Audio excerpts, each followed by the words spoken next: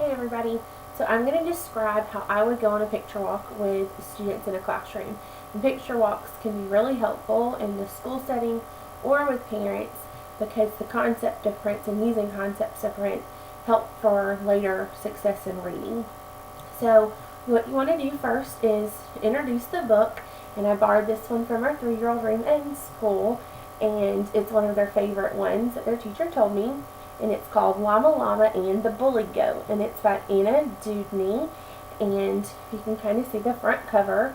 We can ask our students what they think the book is going to be about. The title kind of gives us an introduction, and it has 2 characters on it, llama and a goat, and we can ask our students. This is where we can really start using open-ended questions to guide their responses, and they can use prior knowledge to form a concept of what they think is going to happen. And before we open the book, we might want to introduce new vocabulary as we go through and as they see new pictures, and then we can talk about the parts of the book. We've already identified the author in the title of the book. We can show them the front cover, the back cover, and the spine. As students have always liked to say in the past that the spine holds the book together. And as you open the book, we want to introduce them to the title page.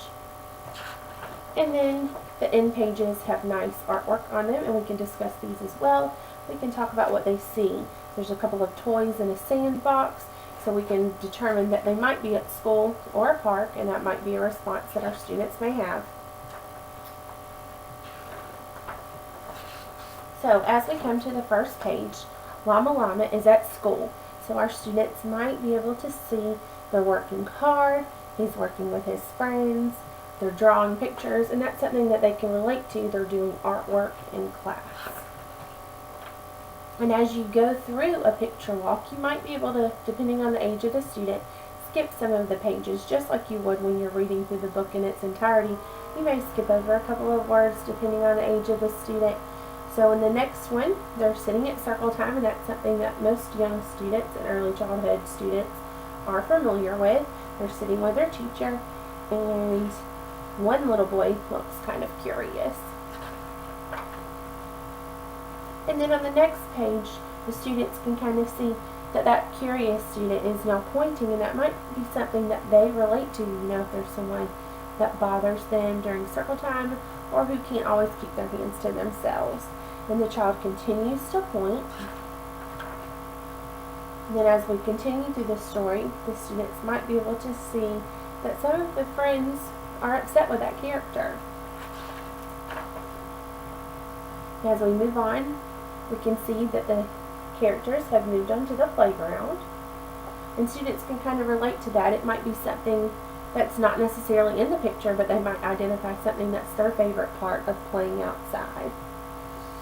And we can see that the goat is now back. He's still watching Llama.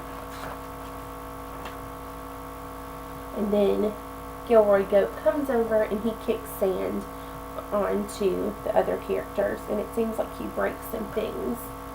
So that's kind of how we decide that Gilroy Goat is not being very friendly, and that's something that I think the students will be able to pick out pretty quickly. And then the next few pages describe how Gilroy Goat goes into a tantrum, and this can be something that we could use for character development. You can use this in many aspects in the classroom. And then this is where he says that he is a bully goat.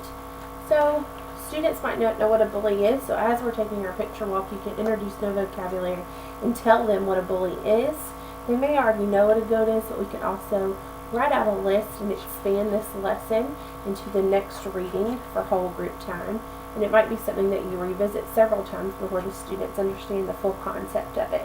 And that's really the point of a picture walk, is to keep the book in its entirety and describe what's going on. And by letting students describe what's going on, it helps to be an advanced organizer in their brain. They're using prior knowledge to what they know and how they can organize new information and where that they will file that away. And so it's a good part of cognitive development and language skills. And this is something that we can use in our parent education pieces as well, to describe to them that a student or their child loves to come and sit with them. It helps them relate to books more often, and it might want them to be a more reader. It encourages them to be a better reader. So As the book continues, you can see that the teacher has come over and interfered and joined the conversation, and she's trying to help the students find a solution. And then we can see that they're all friends again, and that they have learned how to cooperate with one another. So that's the general idea of a picture walk. And you can engage with the student questioning. They may say, well, I see this and I like to do this, and you can ask them who, what, when, where, and how questions, or how did you know that, or how did you figure that out. Don't just settle for an answer and say okay and move on. Really elaborate and build those language skills. So that's Lava Llama and the Bully Goat.